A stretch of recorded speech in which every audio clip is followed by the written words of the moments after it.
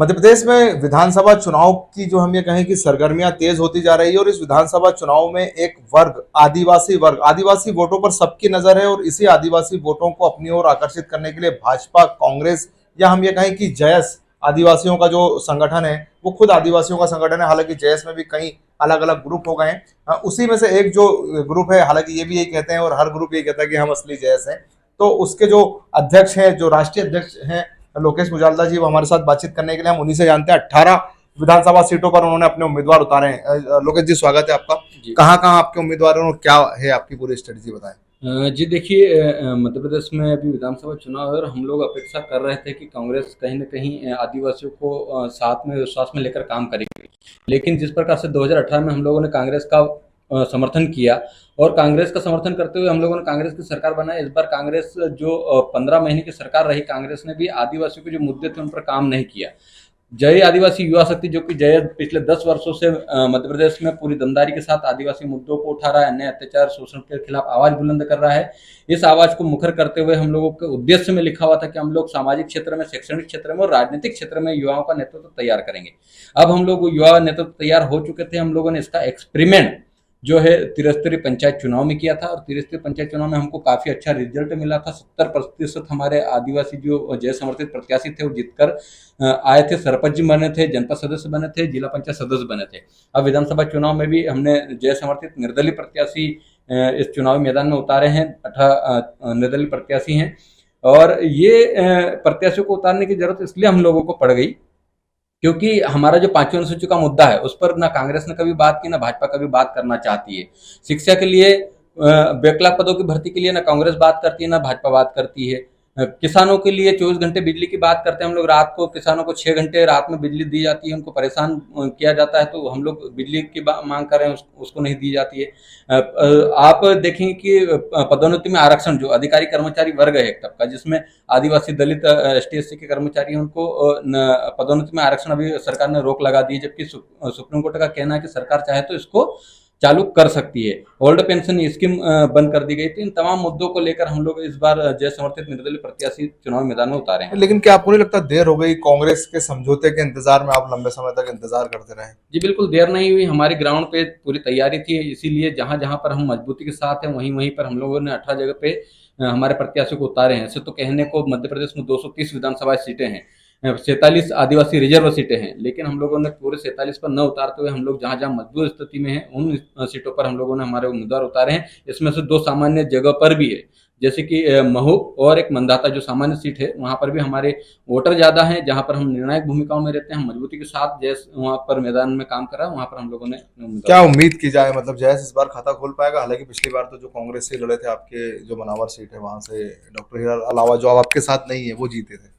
जी बिल्कुल, हम लोग इस बार खाता ही नहीं खोलेंगे। हम लोग इस बार मध्य प्रदेश में एक नया इतिहास बनाने जा रहे हैं।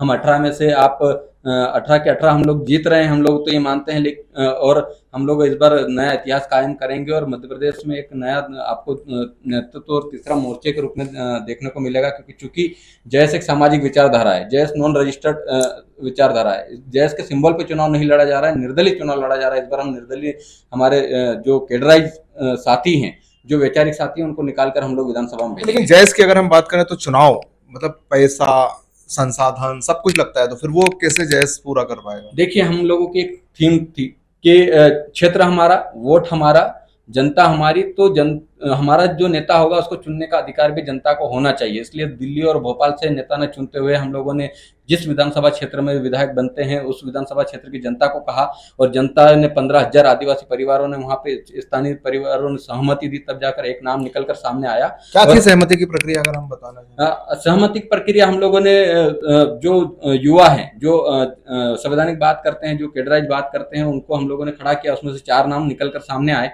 वहां के क्षेत्र की जनता को हमने कहा कि आप चारों में से एक का चयन कीजिए। वहां के क्षेत्र की जनता ने वहां पर 4 नाम में से एक नाम डिसाइड किया, वो हमको केंद्रीय कमेटी को भेजा और हम लोगों ने उस पर सहमति जताई और उसको जैस के निर्दलीय प्रत्याशी के रूप में हमने मतलब पंचायत ऑर्गेनाइज की गई बिल्कुल, और बिल्कुल। सामूहिक रूप से सब। हाँ बिल्कुल, पंचायत ऑर्गेनाइज की गई। वहाँ के क्षेत्रीय जो संगठन होते हैं, अजाक्स हो चुका, आकाश आदिवासी छात्र संगठन, खेड़ूत मजदूर संगठन, दलित जागरण संगठन, ऐसे तमाम संगठन जो स्थानीय लेवल पे काम करते हैं, उन संगठनों के पदाधिकारी, क्षेत्र की जनता, ग्राम पंचायत के जितने हमारे सरपंच बने, जितने हमारे जनपद सदस्य बने, जितने हमारे जिला पंचायत सदस्य बने, वो प्रतिनिधि वहां पर उपस्थित थे। उन्होंने एक नाम का चयन किया और उन्होंने ठाना कि जिसको हम लोग यहाँ का प्रतिनिधि बनाना चाहते हैं वो निर्दलीय रूप से चुनाव मैदान में जाएगा, उसको तन मन धन से मदद करेंगे। इसीलिए आज जो है आप संसाधनों की व्यवस्था कहते हैं, तो संसाधन भी वहाँ की जनता जुटा रही है। वो एक मुट्ठी अनाज दे रही है, 10 रुपया भी वही खुद दे रही है। वो कहती है हम अनाज भी देंगे और 10 रुपये भी देंगे और हमारा विधायक हम लोग बनाकर दिखाएंगे। आपको लगता है कि जो ये प्रयोग है, जिस तरह से आम आदमी पार्टी का सफल हुआ था, वैसा आपका होता हुआ नजर आ रहा है? बिल्कुल बिल्कुल, ये हमारा प्रयोग सफल होगा और इस बार निश्चित तौर पर एक नया इतिहास बनता हुआ दिखाई देगा। लेकिन अगर हम बात करें, डॉक्टर आनंद राय भी आपके साथ हुआ करते थे, अब वो दिग्विजय सिंह के साथ हेलीकॉप्टर में नजर आ रहे हैं।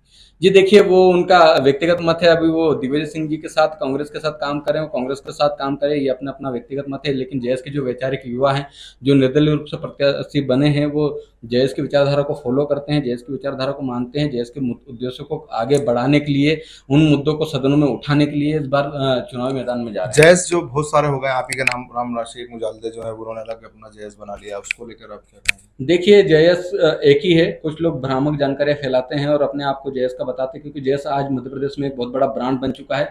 जयेश की बात सिर्फ मध्य प्रदेश में नहीं होती, जयेश की बात दिल्ली में भाजपा के लोग भी करते हैं, संघ के लोग भी करते हैं, कांग्रेस के बड़े दिग्गज नेता भी करते हैं। तो कहीं ना कहीं जयेश एक बड़ा ब्रांड हो चुका है। तो जयेश की आइडियोलॉजी को अपना अधीन या अपना आधिपत्य जमाने के लिए कई लोग आते हैं। कुछ लोग कांग्रेस में चले गए, वो कांग्रेसी हो गए, कुछ लोग भाजपा में चले गए, भाजपा के हो गए। लेकिन अब कांग्रेसी आरोप लगा रहे हैं, या हम ये कहें कि जो क्षेत्रीय उम्मीदवार हैं, कि जयस को जो है भाजपा ने खड़ा कर दिया। दिग्विजय सिंह खुद ही कह चुके हैं कई जगहों पे जो है भाजपा ने जो है गोंडवाना गणतंत्र पार्टी को खड़ा कर दिया, आपको खड़ा कर दिया, क्या कहेंगे?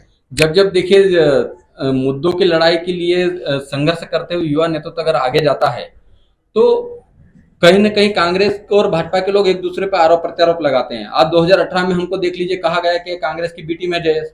अब जब जयेश खुले रूप से अपने मुद्दों को लिए खुद मैदान में उतर चुका है, तब कांग्रेस के लोग आरोप लगा रहे हैं कि भाजपा उतार रही है। तो ये आरोप प्रत्यारोप लगते रहते हैं। लेकिन हम लोग हमारे समाज के मुद्दों के साथ, संवैधानिक मुद्दों के साथ चुनावी मैदान में हैं। ये आरोप प्रत्यारोप चुनाव तक चलेंगे, चलते रहेंगे।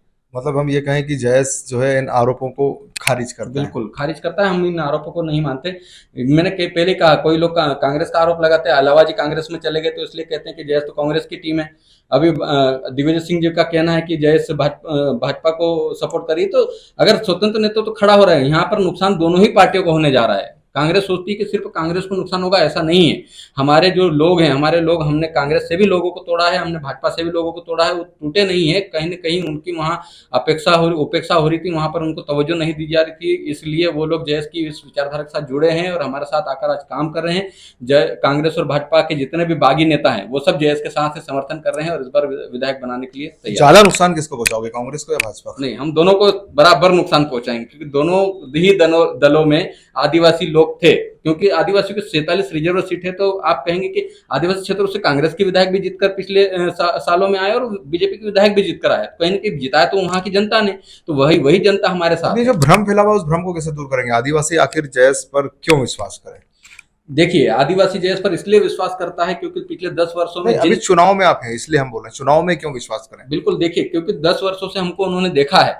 जब जब भी आदिवासियों के अस्तित्व की लड़ाई आई, जब जब आदिवासी की संस्कृति की लड़ाई, जब जल जंगल जमीन की लड़ाई आई, तो सबसे पहले जयेश खड़ा हुआ दिखा उनको। सबसे पहले जो उनके मुद्दों की लड़ाई लड़ते हुए जयेश सड़कों पे दिखाई दिया। उसके बाद कांग्रेस कहीं ना कहीं बैकफुट पर आकर हमको कहती है कि हम भी आपके साथ हैं। तो विपक्षों हम लोगों ने जिंदा रखा। 10 सालों से विपक्षों को जिंदा रखते हुए हम लोग एक काम करते आए हैं। तो जनता को पता है कि आज हमारे साथ अगर कुछ गलत होता है, खुद न्याय की गुहार किससे लगानी है, तो कांग्रेस और भाजपा के पास और प्रशासन के पास न जाते हुए आज जयेश से उम्मीद लगाए बैठे हैं कि जयेश हमारे लिए न्याय की गुहार लगाएगा, हमको न्याय दिलाने के लिए हमारे लिए आंदोलन करेगा, हमारे लिए धरने करेगा। इसी विश्वास के साथ आज जनता जयेश। लेकिन अगर बात करें जयेश, तो चुनाव जीतकर भी जयेश को किसी दल के साथ तो जाना पड़ेगा। अगर मान लो सबसे बड़ा दल है कांग्रेस, तो उसके साथ चले जाओगे, भाजपा तो उसके साथ, अगर मान लीजिए उन्हें जरूरत पड़ी तो क्या कहेंगे? ये देखिए, अभी तो मध्य प्रदेश के समीकरण आप भी देख रहे हैं कि दोनों 50-50% पर चल रहे हैं। हम लोग तो ये मानते हैं कि दोनों की बराबर सीटें नहीं आने वाली, और अगर जयेश के, हम लोग तो मान रहे हैं कि 18 सीट जीतने वाले, हम लोग 10-12 पे ज्यादा फोकस है। अगर 10-12 सीट हम लोग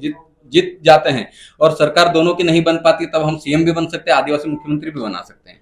तो ये एक बड़ी बात कहते हुए नजर आ रहा है कि अगर मध्य प्रदेश में ये जिस तरह के चुनाव नतीजे अगर इस तरह से आते हैं कि किसी को बहुमत नहीं मिला, तो आदिवासी मुख्यमंत्री की बात कर जयेश उस दल को सपोर्ट करेगा जो दल आदिवासियों जो जयेश को समर्थन करेगा उसको हम लोग समर्थन करेंगे। जयेश आदिवासी के मुद्दों मुख्यमंत्री बनाने पे जो सहमत हो, बिल्कुल। और अगर इसके लिए कोई सहमत नहीं हुआ तो ऐसी स्थिति में क्या होगी? देखिए, ऐसी स्थिति में हम लोग विपक्ष में है ही।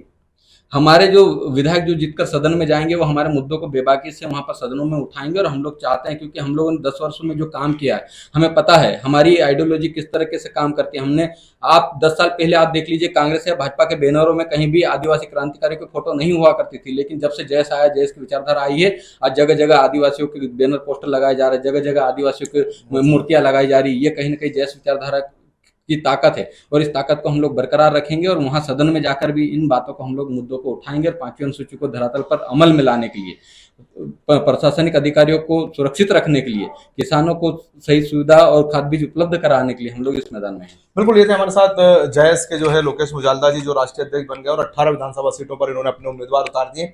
देखना यह होगा कि क्या वाकई जयेश जो है जिस तरह से आदिवासियों के बीच जा रहा है, एक मुट्ठी अनाज और 10 रुपए लेकर, मतलब चुनाव में जो वोटों के लालच में दिया जाता था ये ले रहे, लेने के बाद इन्हें वोट कितने मिल पाते हैं, यह तो 3 दिसंबर को ही तय हो पाएगा।